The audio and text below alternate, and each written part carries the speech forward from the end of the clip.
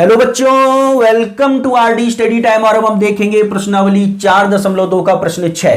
प्रश्न 6 है, एक कुटीर उद्योग एक दिन में कुछ बर्तनों का निर्माण करता है। एक कुटीर उद्योग है, वहां बर्तन बनते हैं और एक दिन में कुछ बर्तन बनाए जाते हैं।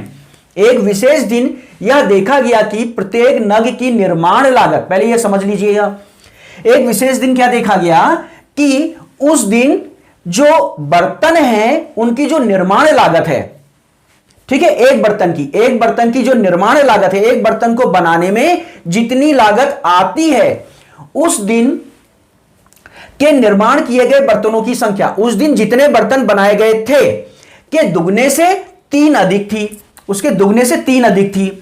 यदि उस दिन कुल निर्माण लागत 90 रुपए थी तो निर्मित बर्तनों की संख्या और नग की निर्माण लागत ज्ञात कीजिए। तो बच्चों, जो हमसे पूछा जाता है पहले हम उसे मान लेते हैं। हमसे क्या पूछा गया है? हमसे पूछा गया है निर्मित बर्तनों की संख्या, कितने बर्तन बनाए गए, तो मान लेते हैं x, ठीक है। माना निर्मित बर्तनों की संख्या, निर्मित बर्तनों की संख्या ये मान लेते हैं बच्चों x, तो इतने बर्तन बनाए गए, ठीक। हमसे दूसरा प्रश्न पूछा गया है, नग की निर्माण लागत ज्ञात कीजिए, यानी जो बर्तन है ना, बर्तनों की निर्माण लागत भी हमने ज्ञात करनी है। तो लिख लेते हैं, माना, देखिए इसे लिखने की जरूरत नहीं है क्योंकि अगर हम इसे y मानेंगे तो यहां पे द्विघात समीकरण हम लोग पढ़ रहे हैं तो 2 चर आ जाएंगे। तो हम क्या करेंगे, नग की निर्माण लागत अभी यहां पढ़ेंगे प्रश्न में, वो वहां से पता चल जाएगी, ठीक है। तो हम यहां पे नग यानी एक बर्तन की निर्माण लागत, एक बर्तन की निर्माण लागत,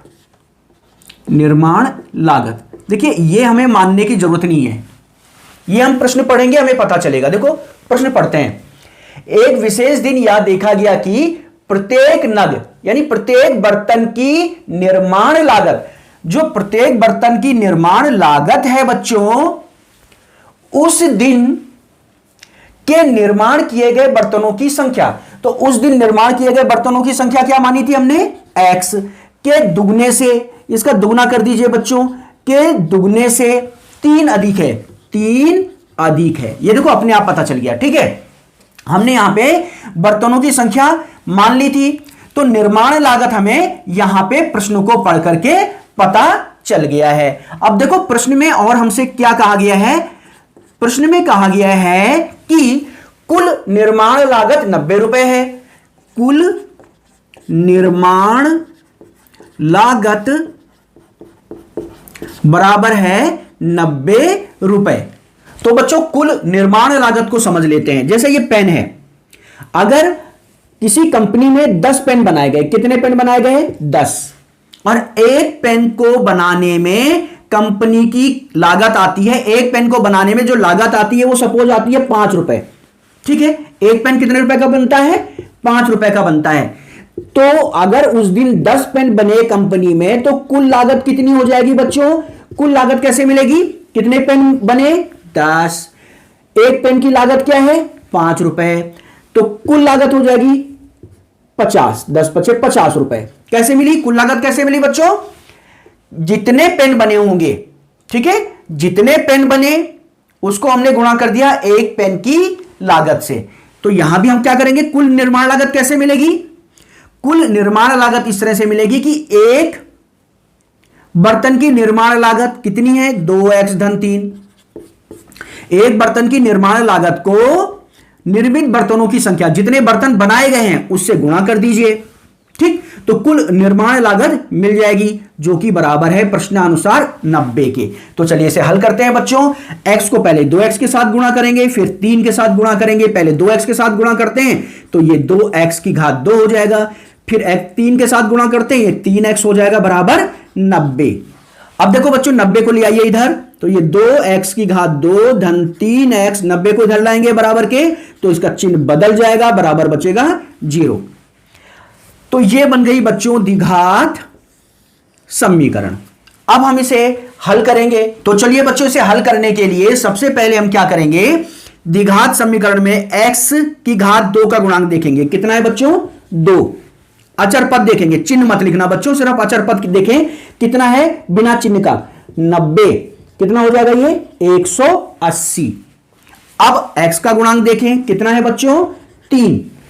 अब देखो 180 के ऐसे दो गुणनखंड लाएंगे जिनको जोड़ या घटा के 3 आ जाए, तो 180 के अभाज्य गुणनखंड कर लेते हैं बच्चों 2 का, 9 दूनी 18, 90 हो जाएगा। फिर 2 से चला जाएगा 45 दूनी 90, फिर इसमें 2 का भाग तो जाएगा नहीं, तो 3 का कर लेते हैं, 3 एकम 3, ये हो जाएगा 15, 5 तिया 15, फिर इसमें 3 का चला जाएगा 5 तिया 15, और फिर हो जाएगा 5 एकम 5। अब हमने यहां ये जो अभाज्य गुणनखंड हमें मिले हैं, इनमें से 2 गुणनखंड बनाने हैं जिनको जोड़ या घटा करके 3 आ जाए। तो देखते हैं बच्चों क्या गुणनखंड बनेंगे। तो देखिए बच्चों 2 दूनी 4, 4 तिया 12 और 5 तिया 15, 15 में से 12 गया बचेगा 3।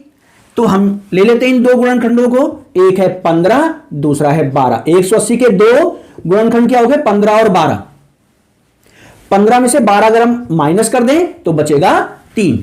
तो यहां पर हम 3 की जगह पे लिख लेंगे 15 माइनस 12, 15 ऋण 12, तो 2x की घात 2 धन 3 की जगह पे लिखेंगे 15 ऋण 12, और इसके साथ x है तो x भी लिखेंगे बच्चों, ऋण 90 बराबर 0। अब शुरुआत के ये जो 2 पद हैं इसमें कुछ कॉमन आ रहा है, देखो इसमें भी x है, इसमें भी x है, x कॉमन ले लें।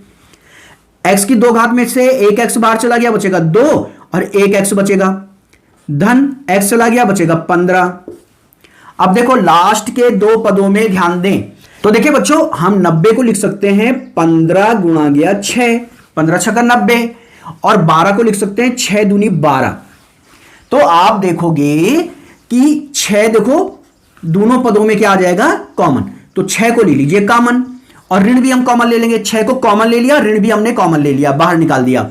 तो देखो बच्चों यहां से 6 बाहर चला गया बचेगा 2x, यहां से आप देखोगे 6 बाहर चला गया बचेगा 15। जब बाहर ऋण कॉमन लेते हैं अंदर के निशान बदल जाते हैं, ऋण का है धन हो जाएगा, ये भी ऋण का है ये धन हो जाएगा। ध्यान ये रखना है बच्चों यहां पर जो बचा है यहां पर भी वही आना चाहिए। अब आप देखेंगे 2x धन 15, 2x धन 15, ये दोनों पदों में है, इसमें भी, तो 2x धन 15 को हम ले लेंगे कॉमन, उभयनिष्ठ है बाहर निकाल देंगे, यहां से बचेगा x और यहां से बचेगा ऋण 6 बराबर 0। अब हम एक बार इसको 0 लेके चलेंगे और एक बार इसको 0 लेके चलेंगे, तो देखते हैं बच्चों आगे हल करते हैं इसे। तो लिखेंगे जब 2x धन 15 बराबर 0 और जब x ऋण 6 बराबर 0, x ऋण 6 बराबर 0, तो देखो यहां से क्या मिलेगा बच्चों 2x बराबर हो जाएगा 15 है, बराबर के दूसरी साइड जाएगा ऋण 15 हो जाएगा, तो x बराबर क्या हो जाएगा, ये 2 जो गुणा में है ये जाएगा भाग में, और x बराबर मिल गया ऋण 15 बटे 2। यहां से देखो बच्चों x बराबर ऋण 6 बराबर के दूसरी साइड जाएगा, ये हो जाएगा धन 6। x क्या है बच्चों, x है निर्मित बर्तनों की संख्या। भाई बर्तनों की संख्या कभी माइनस में तो नहीं हो सकती, ऋण में तो नहीं हो सकती, तो ये है अमान्य, x का ये मान अमान्य होगा। क्यों अमान्य होगा बच्चों, मैं फिर से बता देता हूं, क्योंकि बर्तनों की संख्या 2 होगी, 10 होगी, 15 होगी, 20 होगी, माइनस में थोड़ी ना हो जाएगी, ऋण में थोड़ी ना हो जाएगी। तो ये x का मान, तो यहां लिख देंगे यह x का मान अमान्य है क्योंकि यह ऋणात्मक मान है, तो इसे छोड़ देंगे, आप लिख देंगे यहां पे, ठीक है। यहां x का मान ऋणात्मक है अतः यह अमान्य है, ठीक है। अब इस मान को देखें, यहीं से आंसर मिलेगा आपको।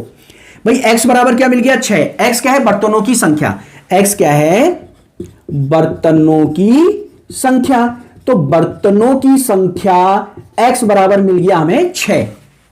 हमें लाना है एक बर्तन की निर्माण लागत, एक बर्तन की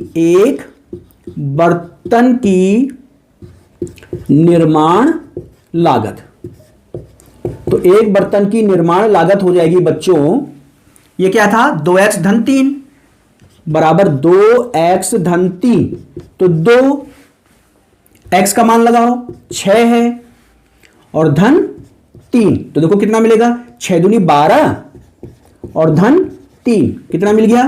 15। तो यह आंसर आ गया। बर्तनों की संख्या 6 है और एक बर्तन की निर्माण लागत है बच्चों 15। तो यह था प्रश्न 6 और अब हम देखेंगे अगला प्रश्न।